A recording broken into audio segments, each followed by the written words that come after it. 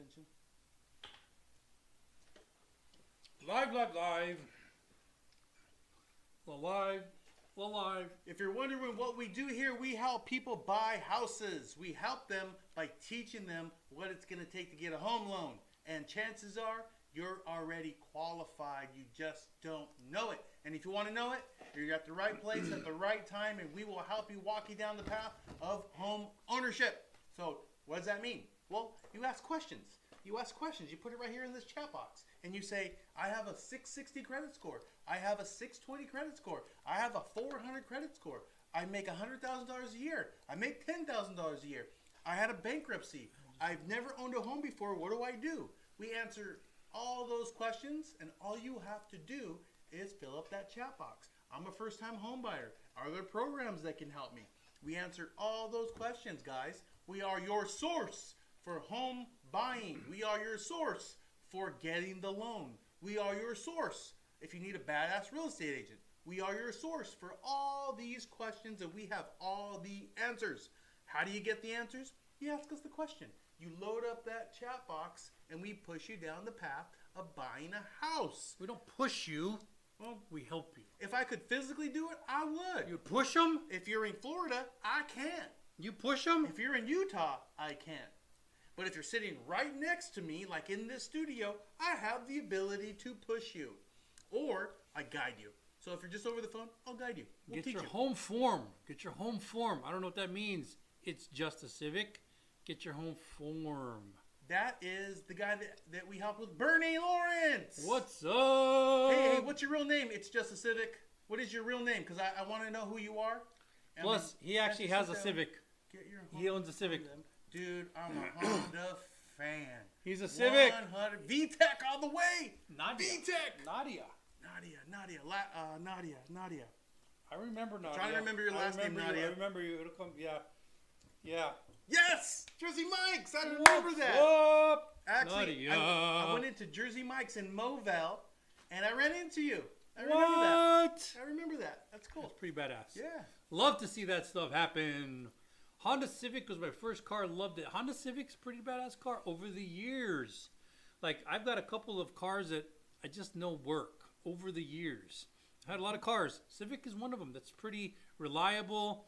Gas economy. I mean, it's a little bit of a looker sometimes. I own 2 Civics in my life, and I still have one of them with 300,000 plus miles. What? On it. I haven't driven it in a long time. It's been a long time, but I still have it. Yeah. That's actually, I'm going to give that car to my kid. Yeah, I've had Chevys, Fords, BMWs, Toyotas. I'm a Toyota fan. Toyota kind of wins every single time. No, Honda does. I don't think so. All right, viewers, you let us know. Honda or Toyota? Let us know. For longevity and looks, Toyota wins like that. No, it does not. Yeah, it does all not. day long. If you're 60 years old, probably. No. But if you're young and hip, probably not. Anyway, back to home loan. Let loan. me change this topic quick. How much do you need to buy a $400,000 house? How much do you have to make? About $100,000. About $100,000? About $100,000. For $400,000. Yeah. Now, if it's a family making $100,000, does it work the same? Yeah, it works the same. Okay, so if you could get 2 people, push to 450, maybe 450, depending on tax base and insurance. Yeah. Who saw that one coming? Insurance. Man, insurance is changing people's worlds right now. Changing people's worlds. And how does that affect a mortgage? How does homeowners insurance? What is homeowners insurance? Well, when you buy a house, you're like, hey, I bought that house, but you didn't buy it. You and the bank bought it. But you live in it, and you make sure that the rain doesn't get inside. You close the windows. You clean the vacuum. You vacuum the floors. You do all that stuff. But you don't own it. You don't own it. It's you, the bank, and the government. What do you mean the government? Well, every year you have to pay taxes on it. If you don't pay taxes on it, the government's going to step in and take it from you. The other person involved in this transaction, because you borrowed the money and they liened the house, secured loan, is the bank. So you, the bank, and the government own that house. Now, you can probably get the bank out of the way at some point in the future. But if that house burns down, you know who really cares? You care kind of, but you only put 3.5% down. You know who really cares? The bank. The bank says, hey, wait a minute. I get it. I feel for you. You lost 3.5%. That breaks my heart. We lost 96.5%. We're not okay with that. You need to be able to rebuild that house at least to what it was. That's what insurance is. There you go. It's just Civic said I got the home from them, got mine from them in San Jacinto, California. You must use them. That's us. Yep, appreciate you. It was our pleasure, Nadia. It was Yeah, it's our pleasure. Christian Noel, Honda Civic was my first car. Loved it. Yep. Christian Noel, oh wow, mine is 94. Yeah, that's a good year. Jose, you're both winners. I have one of each. Smart man, Jose. Jose's Jose, a I baller, need a vehicle man. that runs all the Jose's time. a baller. One of each. Jose's a baller. He's like, Honda or Toyota? I'll take both. It's like, oh, yeah, dude, that's good. Good for you. Yeah, that's pretty good. 1972 Ford something. Investors Market 100. Yeah, it's not. In some places, yeah. Some places, pretty good. Got a friend who's eating up properties in Ohio. And most of the time, it's pretty rough, man. It's pretty rough. Christian Noel, how do USDA loans work? It has to be a certain area, right? Really thinking about buying land and building. I'm so sick of HOA. Christian, that's something that you really need to think about when you do a USDA loan. USDA loans are geographically driven. They are not buyer driven. So what's the difference? If you came to me and said, hey, I want to buy a house. All right, cool. First thing I need to do is go, okay, let's figure out what your credit score is, your income, and your assets. Let's do all those three things real quick, and then we'll see if we get you qualified. We'll get you qualified, and we'll see if we can put you into an FHA loan or a VA loan or an FH or a conventional Fannie Mae, Freddie Mac. Any one of those loans, we'll see if we can get you qualified. However, if you say, hey, Lee, I want to get qualified for a USDA loan, I'd say, cool, what's the address? And you wait, what do you mean what's the address? I want to get qualified for it. I don't qualify you first. I qualify the property first. Because when I build a file and I qualify you, I put it into our version, which is Encompass. Encompass is this software that will qualify you for FHA, Fannie Mae, Freddie Mac, VA, and that's it. So Encompass, I plug you in as the borrower and I qualify you. However, if you said USDA, I say, what's the address? First thing, let's just say you said 123 Main Street in the middle of nowhere, and USDA says you're qualified. Cool. I don't put you in Encompass. I put you in GUS. GUS is Government Underwriting System, and it's a whole different way to build a file. It's not Encompass. It's different. So I have to get you qualified for the property. The property has to qualify first, and then I qualify you in GUS. Can I just superimpose my Encompass file to GUS? Well, I can do a 3.2 export, but probably not because it's not going to all the way fix it. I have to build that file from scratch in GUS in order to make sure you qualify for USDA. Now, does that mean we won't do it? Of course it doesn't. We will do it. We will find out if we can get you USDA. USDA does allow one-time construct. What is one-time construct? One-time construct is, hey, you find an area or an address that doesn't have a house on it. And you say, hey, is that USDA qualified? You say, yes. Cool, let's get you qualified for one-time construct, which means inside of that loan, we are going to buy the land. We are going to buy the contractor, and we're going to build that house from scratch, like land, like you own the land. And then it's going to be a timed release. We're going to go, hey, cool, at 20% of the way, we're going to release 20% of the money. At 20% more of the way, we're going to release 20% more of the money. And the contractor is going to have to keep this whole thing together. And at the end, the USDA loan is going to swoop in, take out all those loans, and you are set with your house. Done. Yeah. Christian Noel, good question. Hey, guys, I'm seeing 3,000 likes from Tony Bows. What? Tony Bows is in the TikTok house. ambassador. Tony Bows is in my house. Thank you for the love, Tony Bows. But everyone else, Christian Noel, Jose, 1972, all you guys, it's just a Civic. Pump up those hearts for us. It helps us get into the algorithm, helps us answer more questions, and help more people. Thank you all for the love, especially Tony Bows. Pump up the jam. Pump it up. Joshua, hello from VIC, Texas. What's that, Victoria? Sure. And thank y'all for giving me advice. My credit score has been getting higher. Appreciate you, Joshua. We How high does you. it need to get? Yeah, how low Snoop, can you not go? low. Snoop Dogg high. Snoop Dogg high. Snoop Dogg high. We're going to get you dude. Snoop Dogg high, Joshua. We're going for Snoop Dogg high. That's pretty high, dude. Daniel That's Espinola. You know who couldn't even handle Snoop Dogg high? Cat Williams. Cat Williams does a whole bit. Can't. He's like, hey, Can't. I thought I gotten high, but when I hang with Snoop, I did not know what high was. We're going to get your credit score Snoop Dogg high. There you you go. Daniel Espinola, how do I qualify for a conventional loan versus an FHA? Daniel. I had a good conversation with Daniel not long ago. Did you? Okay, Great good. conversation. So here's how it works. It's real simple. You call us. Again, After you call us, we do all the work. We'll qualify you for FHA, and we will qualify you for Fannie Mae and Freddie Mac. Conventional loans are Fannie Mae and Freddie Mac. Those are the two. They're called GSEs, Government Sponsored Enterprise. Got it, right? enterprises. What is that? Dude, you're making your thumb disappear. That's crazy. It's magic. So, when we qualify you for what the best program is for you. Sometimes, most of the time it's FHA. However, there are times when FHA, it's not good for you. I'll give you an example. Let's just say we pulled your credit and you have an 800 FICO. Probably not going FHA. Probably not. Your FICO's too damn good. We want to stay away from FHA. Why? Because in every loan there's something called MI. That's mortgage insurance. And if you have a 622 FICO, your MI is going to be high. It's going to be really high, like prohibitively high sometimes. So in that case, we go to FHA. FHA is just 0.55, no matter what, 0.55. Unless you put 10% or more down, it's 0.40, but 0.55. So if you have a high FICO score, we're probably going to lean towards Fannie Mae, Freddie Mac. But if you're between 620 and 750, somewhere in that range, 580 and 720, somewhere in that range, we're probably going FHA. Just leans itself that way. Because we're trying to get you the better loan package. Now, sometimes you go, hey, I found this condo.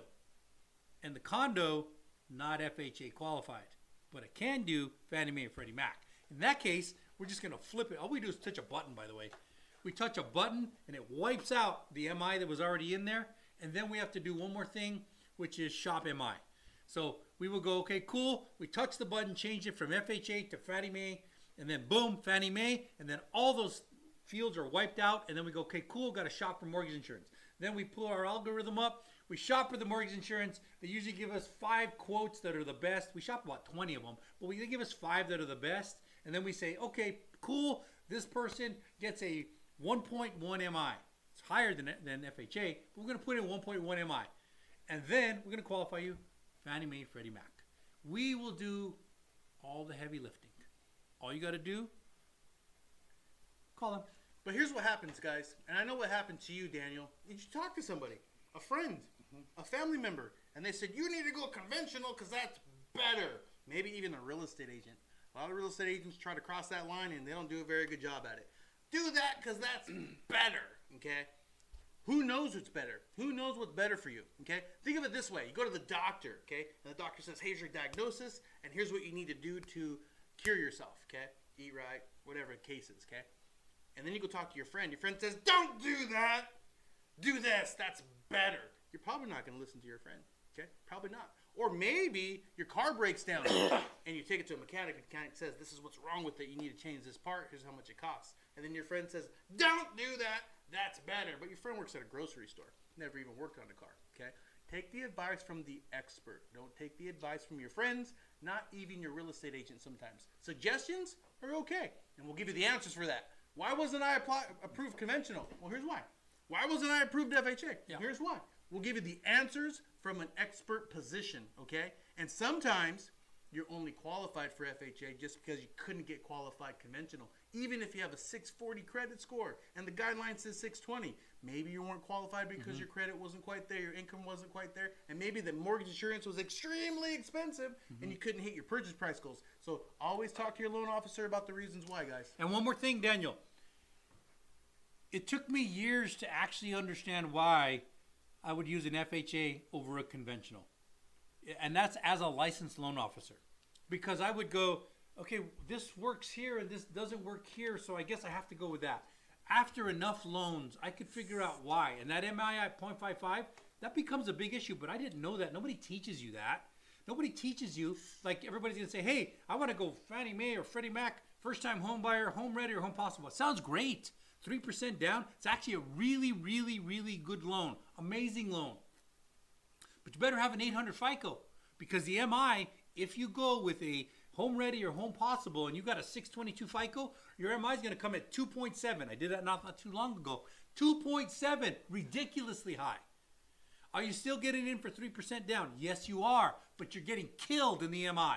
Just destroyed in the MI. Destroyed. However, if you have an 800 FICO score, and I said the exact same program in there, the MI will come in at 0.19. That's way below 0.55. You're getting a sweetheart deal. And it took me years to figure out the exact nuances and what makes this stuff work. And now I can just look at a credit score and go, hey, I want to go Home Ready, Home Possible. I got a 622 FICO. I'll go, I'll build it for you, and I'm going to show you why this is stupid. But I'll build it, and I'll show you this is stupid. And at the end of it, you'll go, yeah, that's pretty stupid. And then sometimes this one guy, I had this big engineer who, Austin, Texas, makes a lot of money. And he's like, hey, Lee, rates were pretty high back then. And he says, hey, what's my par rate? And I said, hey, 7.5%. 7.5. Yeah, how much can I buy down to? And I said, well, you can buy down to 6.5 for $10,000. And he goes, you think I should do that? And I said, okay, no. And he goes, okay, justify it. And this guy's an engineer, remember that. He said, justify. And I said, okay, cool, here's the justification. You're going to spend $10,000 and you're going to save about $200 a month. All right, cool, good for you. But here's the problem. According to the Federal Reserve, interest rates are going to go down. All you guys that have questions, hang in there. We're going to get to all your questions. Just hang in there, okay? Don't leave. This is the Federal Reserve on their website that says we're going from 5.25 all the way down to 2.5% by 26-27, year 2026 and 2027. So the engineer asked me, should I do that? And I said, I think it's stupid. And he goes, okay, justify. I said, you're going to be saving $200 a month, but it's going to cost you 10 grand. In about 2 or 3 years, interest rates are going to drop dramatically. And you're at 6.5%, but it costs you 10 grand to get there. And everybody else is going to be getting 4.5 at par, no cost, in about 3 years. Now, can I guarantee that? No, I can't. But here's what I can say. If you took that 7.5% and you just saved that 10 grand, when it goes down, you can then use that 10 grand to buy it deep. And he says, well, would you go with the 7.5? I said, no, I would go with 8.25. Lee, why on earth would you go with 8.25% instead of 7.5? Because at 8.25, I'll give you 10 grand back. Now you don't have 10 grand, you have 20 grand. 20 grand. Yes, you're going to pay $200 more a month. But there's no question about it. We are going to do a strategic refinance in the next 3 years. And my bank will even do it for free. The bank won't charge you anything. You still have closing costs. You'll still have title and escrow, but it won't be very much. And now you have $20,000 to buy that down. And you're playing a math game. Instead of saving $200 a month, you're paying $200 a month. Over 36 months, even if it took 3 years, that's $7,200. So you profited on that 3 grand. You had your 10 grand saved. Now, when we're in the 4.5s, you buy that bad boy all the way down to the 3s, maybe the 2s, and you have gamed the system. Real conversation. At the end of that conversation, he said, I agree with you. I'll take the 8.25 rate. What? Yeah.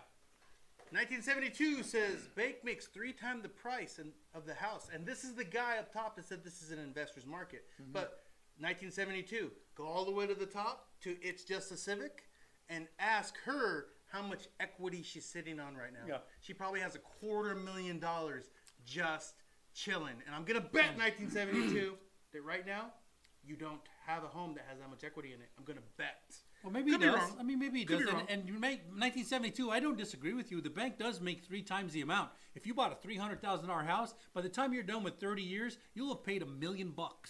And the bank will have made the 700 grand. Easy, easy, easy. But the alternative, 1972, is don't own. Or just save and buy it all cash. You can buy all cash. If you got all that kind of money in 1972, do it, man. All day, every day. That's a different conversation, though. Austin Revolution says GU or LP. Yes. That is silly. That yes. is like saying Republican or Democrat. That is silly. It's what makes the most sense. I don't know if I like that analogy. Republican or Democrat? Well, see, here's the thing, is that I don't play for a team. I play for what's best for America. And right now, Democrats probably not best. Probably not best right now. And when I work on your file, It might be DU that's best. It may be LP that's best. Okay. It just depends on the time. I don't know if I all the way agree with that, but cool. But DU You or don't LP, have we to. run them both. You don't have to. We run them both. DU is Fannie Mae. That for those who don't know that aren't in the lending business, DU is desktop underwriter, and it's the software that Fannie Mae puts out to make sure that you're qualified for a loan. LP is loan prospector. That's Freddie Mac, and that's the software that's put out to make sure you're qualified for a loan. As long as you're putting it into an Encompass file, which not all lenders use Encompass, but we use Encompass. As long as you put in there, we just run DU or we run LP. It's that simple. He's a loan officer. He knows that. Okay. Mama knows one. It is worth refinancing nowadays to remove a PMI from my FHA. Is it worth refinancing to remove PMI from FHA? I bought my house in 2019. Mama knows. No. Mama knows you don't do that. What do you have? Probably a You 4% don't, yeah, rate, at 4.5%? 2019, you couldn't even buy to a 6%. You couldn't even get back money to get to a 6% rate. It's illegal. So when you're financing, there's these lines, and where it becomes illegal. You can't buy too deep, and you can't get too much. It's the Dodd-Frank laws, and it's this range. So within this range, you can do it. If you were doing it in 2019, your rates were 2s, 3s, maybe 4s. So that means that you are in the 2, 3s, maybe 4s, maybe 5s, but probably not. 2, 3s, maybe 4s. Right now, if you get the best rate you possibly can, 6.25.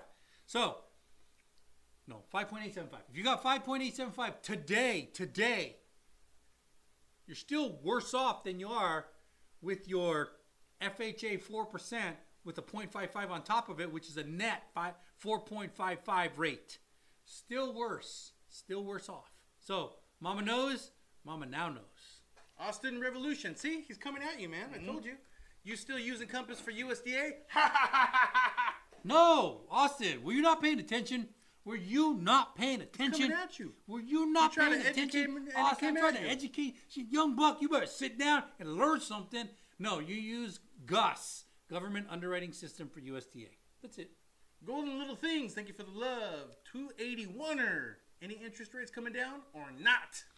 According to the Federal Reserve, they're coming down. In fact, this is what they put out on their website. They're pretty proud of it. They're saying, hey, we're going from 5.25 all the way down to 2.5%.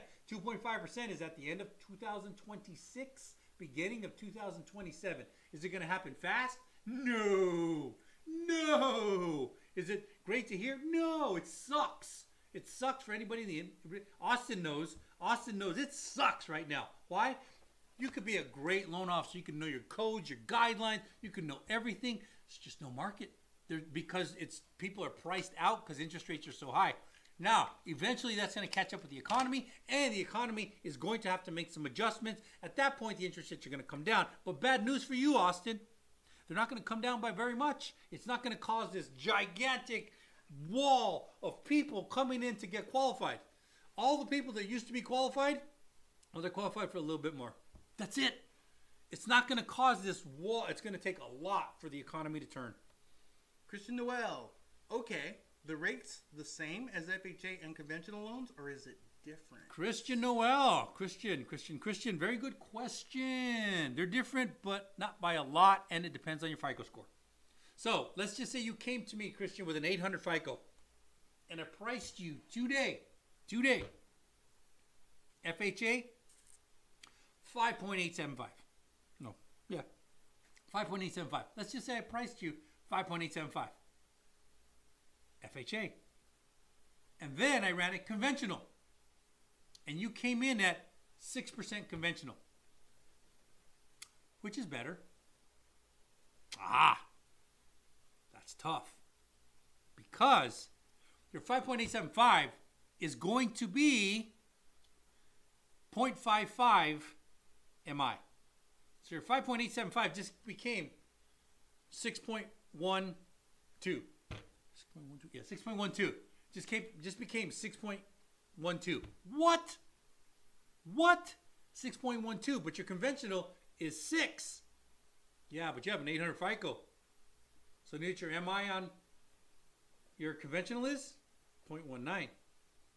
So now you got FHA of 6.12 and you got a conventional of 6.19. They're about par if you have a great FICO score. If you have a shitty FICO score, and I say shitty 622, If you have a shitty FICO score of 622, you're way better off with FHA. Way better. Not a little bit. Way better. CNB, timeline for a pre-approval mortgage through a preferred lender, new construction builder. That seems silly. That seems very silly because my answer for that would be within an hour or two, because they're sitting in the office and you're bringing in all your documents. If you sat with us and you brought in all your documents within an hour or two, you can leave there approved. Yeah, you literally, if you sit with both of us, sometimes you catch us at the right time, and like I'll be taking intake and he'll be tapping away at Encompass. And he'll pull credit while we're talking, and I'll say, hey, where else is this money coming from? He'll say, my 401k. Did you bring the statement? Yes, I did. All right, cool. How long have you been working this job? Cool. Do you bring your documents? Yes. And by the time I'm done with that conversation, he'll turn the computer to me and say, they're approved for $450,000 right now. And I'll tell him, hey, great news. You're pre-approved for $450,000 right now. Right now? Right now. Wow. Right now? Yeah, I'm going to send you the pre-qual letter. I'm going to print it. You take it to your realtor. Also email it to him. And I'm also going to send you with page 1 of a DU to prove that I've sent you through the software because you're pre-approved. One more step, I'm going to send you through TBD underwrite. That's going to take about a week. But you're pre-approved to shop right now. So if you haven't been through the process yet, I apologize if I said you're silly. But if you have been through this, I'm not saying you're silly. I'm saying the builder is silly because they're wasting time. They're wasting your time. And all the while, that house could be gone by the time you choose to get, or by the time you get qualified. So CMB, if you haven't walked into the builder yet, give us a call. We'll help you out. Melissa Carter, the USDA site told me an address qualified. Then the lender said it's not eligible. Is that true? Probably not. I don't know. I'd have to do the research on it, but I'm going to say probably not. Most lenders do not know how to do a USDA loan. And by the way, you have to pay for GUS underwriting. It's a different underwriting system. And because they don't do a lot of loans, a lot of independent little guys don't pay for the GUS. They just don't do USDA. So instead of saying USDA, they'll just tell you you're not qualified, flip you to FHA. So that's not always true. And again, this is one of those things that I learned as a loan officer. You do it a lot of years and you're like, I see what happened there. Oh, wow. When I shoot at brokers, I make them really mad because I tell them you're in a moral dilemma every time you close a loan. They get mad at that. They get big mad. But it took me a while to learn that it's a moral dilemma. If you want to know what the moral dilemma is, ask me. Yeah, if you guys are interested in getting started with the home loan, go to the link in the bio, select apply for a home loan now, and it's time for a commercial. If you need a badass loan, call a badass loan officer. You can reach your badass loan officers, Chris and Lee, at New American Funding by dialing the numbers on the screen. But don't dial them right now because Chris's phone is on Instagram and Lee's phone is on TikTok. We will not be able to answer the phone. Even if you get through because you're in our preferred list, we still won't answer. It just happened. So, sorry, Jerry. We can't answer your phone right now. But after we're done with the live, call us and we will help you with the loan. That's it. All right. Whoville Hater in the house. What's up, Whoville Hater? Oh, look at this. He said just came back from Barbados. Hurricane was insane. Whoville Hater's a baller. I guess. Straight up baller. I guess. 500 doors. Zach, thank God I didn't listen to doctors with the V word. You're wrong. Experts are not always correct. I didn't listen to him either. I'm going to disagree. I didn't listen to him either. I'm going to disagree. Yeah. Because I don't believe those are experts. Yeah, I me believe neither. Those are paid for puppets. I don't. Zach. I hate to tell you this, but you're like punching and I'm on the same side with you, punching with you. We are on the same side. We are on the same side. Punching and punching with you. Yeah, I would not call them experts. Yeah, I wouldn't call them experts either. So here's the good thing about loans and data is it's just facts. I can back things up with facts. When people say, is it better to buy down your rate or not buy down your rate? When I first started in the loan business, I was like, well, it's a cheaper rate. It's a cheaper monthly payment, so it's probably good, right? It took me a while to figure out it's just math. It's just math. If it cost me 10 grand, how long do I have before I get out of there? Now, as a brand new baby loan officer, I didn't know that. I didn't know it was just math. But after I've done it, I'm like, oh, this is all just math. It's all math. Zach. I'm on your side. Yeah, Zach. Smart move, brother. Smart move. CCG, floating in my pool, y'all, sipping Avion. They still make Avion? Avion's badass, man. Avion, dude. Buy now, refinance later, CCG said. Yeah, buy now, refinance later. It's probably smart. It's smart. Stephanie, is MI same percentage for FHA regardless of credit score? Stephanie. Yes, that's the selling point of FHA. So if you put 3.5% down, You could have a 500 FICO. 500. You know what your MI is going to be? 0.55. No, I'm sorry. No, I got to strike that. Those don't line up. You didn't put 3.5% down. You have to put 10% down in that case. But your MI is going to be 0.55. If you had a 580 FICO and you put 3.5% down, you know what your MI is? 0.55. If you have an 800 FICO and you put 3.5% down, your MI? 0.55. Yep, always 0.55. If you put 10% down, that's why I had to catch myself. If you put 10% down or more, your MI is 0.50. 0.50. But you have to do 10% or more. See how complicated this business is, guys? Yeah. But we got your back. Mm-hmm. Abel, or Kit Caddy, thank you for the love. Abel Rodriguez, how much do I need to be on disability to get a house? I don't know what that means, Abel. How much do you need to make? Well, depends on, everything boils down, it's purchase price and income. So, if you're on disability and you're receiving $7,000 a month, I have a friend who lost 2 legs in Afghanistan, and he received $7,000 a month because he gave up for his country. And $7,000 a month, good for him. I get to gross that $7,000 up. He makes more like $9,000 in that range. $9,000 will get him a house almost anywhere in the country. Almost anywhere. So, it depends on what your disability is and what purchase price you want. Ashley Heiklin in the house. What's up, hi, guys? Ashley? How you been, young lady? Ashley. Heath Ashley, Bannister. Ashley. When you sell your home, do you have to reinvest all the money? You don't have to do anything you want, Heath. This is America. You can go down to Vegas, buy yourself some entertainment, some good Dom, a lot of Dom, and never, ever, ever invest that money again. You can do that if you want to. It's America. You don't even have to pay the taxes on it. You're gonna go to jail sooner or You later. will go to jail. Sooner or later. Ask Wesley Snipes. Wesley Snipes You like, will I don't believe in the not tax pass system, go. so I'm not going to pay taxes. He did that. It's hilarious. This is America. And then he went to jail, and you know American what? jail. Blade was in jail. Can't put Blade in jail. Joey Hall got a new job in Scottsdale for a loan officer. Any advice for someone with no LO experience? Joey. I hope you're still here. I don't know how long ago that question came in, but Joey, I got some big advice for you. First off, this is a tough business.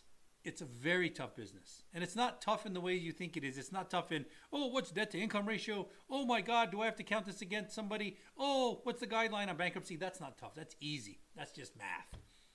The tough part of this business is you have to be able to get loans. That's the name of the game. If you can't get loans, you're over. Most loan officers will fail. I think it's 80 to 90% will fail over 3-year term. Most of them will. Because they think it's guidelines. They think it's, hey, I know Fannie Mae. I know how to say the word Fannie Mae. I know that that's under the conventional umbrella. So is Freddie Mac. Oh, those are GSEs. That's not the hard part of the business. The hard part of the business is getting loans, building relationships, and understanding your guidelines. So the advice, big advice. Find a mentor that is a proven producing loan officer right now. If you have a non-producing branch manager, he's cute for guideline questions. And paper clips. And paper clips. He can get you as many paper clips if you want if he's a non-producing branch manager. If he's a producing branch manager, good news, bad news. The good news is he knows what the hell's going on. He can actually help you because he's producing. He's actually closing loans right now. And the bad news is he's your competition.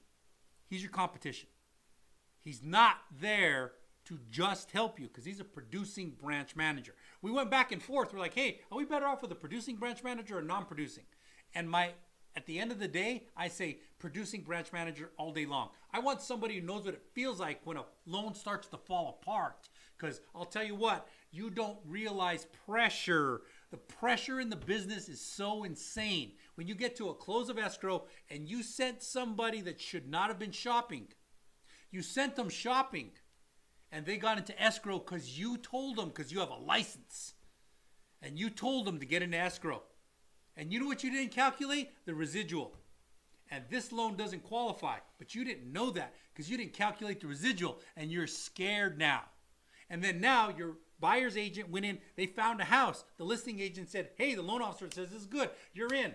Now you're in escrow. Now you have 10 people at escrow trying to make everything happen. Now you got title. Now you got insurance. Now you got all these people going through. And then you find out, holy shit, I blew it. Holy shit. And now you're like, you feel this big and the walls start to close in on you because you don't know what the hell, you don't know what to do. And the realtor's like, hey, is there any problems with that? You're like, I don't think so. And then the listing agent, is there any problem? I don't think so. And then the underwriter catches it. And they're like, hey, this client should have never been shopping. They don't meet the residual. And you're like, what's the residual? Because you're a baby loan officer and you didn't know, and your mentor didn't catch it. If you have a good mentor, he'll catch it. But the biggest piece of advice, get a mentor. Because if you go through 2 or 3 of these situations and you don't have somebody helping you, you're out of the business. You just can't take it. The stress is intense. And I'm telling you, you will not know it till you've been there. Yeah, Joey, good luck to you, man. It's tough biz. Danny G77, on initial escrow payment at closing, how many months should I be paid for property taxes and insurance? Danny, good question. Very good question. Please explain. This one pisses people off. They're like, why do I have to pay 13 months of insurance right up front? It took me a while to learn this one too, because I'm like, yeah, why would you have to pay 13 months? And then I'll give you the logic, and it's so simple. It's so simple. It's really unbelievably simple.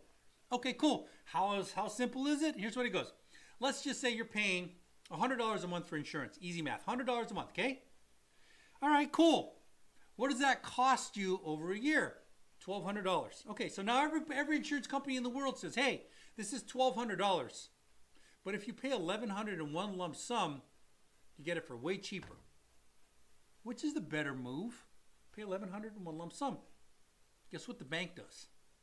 It pays $1,100 in one lump sum. So it impounds 12 months for that $1,100, like right now. Why? Because it's giving you a better deal. A better deal? Yeah, a better deal.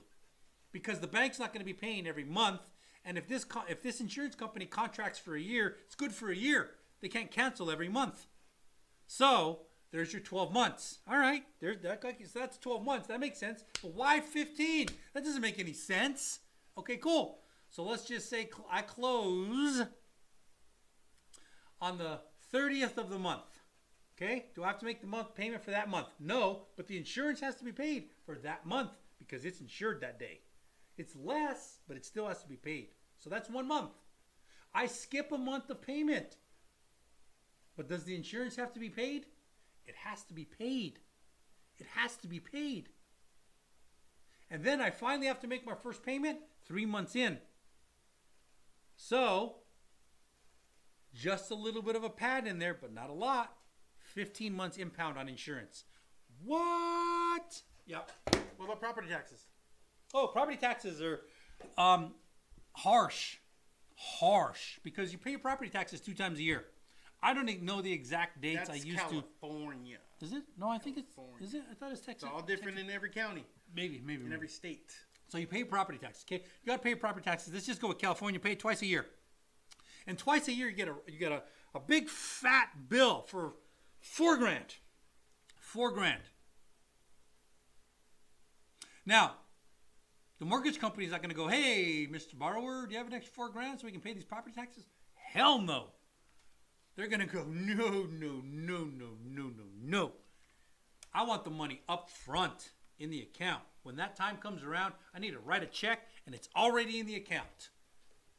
And once we start this account, there's actually 1 month out of the year where you have to impound 9 months of property taxes. What? 9 months of property taxes. Every loan officer in California, I'm not sure if this is across the country for the property taxes, but we have a chart. And there's certain months where you only impound 3, 4, 5 months, but there's 1 month where you impound 9 months.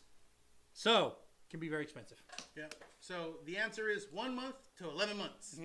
God covers all 50 states. Elite Joshua, please explain that PMI scenario again. Oh, God. Okay. Can you do a fast version?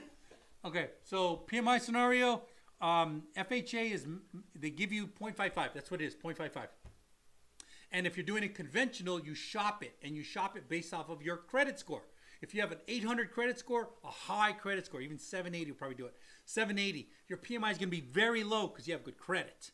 If your if your credit score is 622, your PMI is going to be very high. So if you have between probably 580 and 750, you're probably better off with FHA because it's 0.55 MI. If you have above 750 FICO, you're probably better off with Fannie Mae, Freddie Mac because the MI will come in much lower because of your credit score. Booyah! Okay, Christian Noel. No, I mean for USDA loans. Are those rates the same as FHA and conventional, or are they more? They're about the same. There's an argument that they're a little bit better. What? A little bit better? That's bullshit. No, here's why. Because they're all Govy loans. So they all basically have the same chassis. Govy. VA, FHA, USDA. Those are all Govy loans. The best of those three is VA by far. By far. There is no MI, and VA is just a better loan. But you have to be a veteran, an honorably discharged veteran, to get that. If you're not, it's off the table. It's just, don't worry about it. So you have FHA, which is still not bad, and USDA. Now, on FHA, you have MI, which is 0.55. 0.55. And you need 3.5% down. USDA, you can get away with zero down. Zero down. And you don't have MI. They're going to say, there's no MI on USDA. There isn't. It's called GI, government insurance. And that's about 0.35.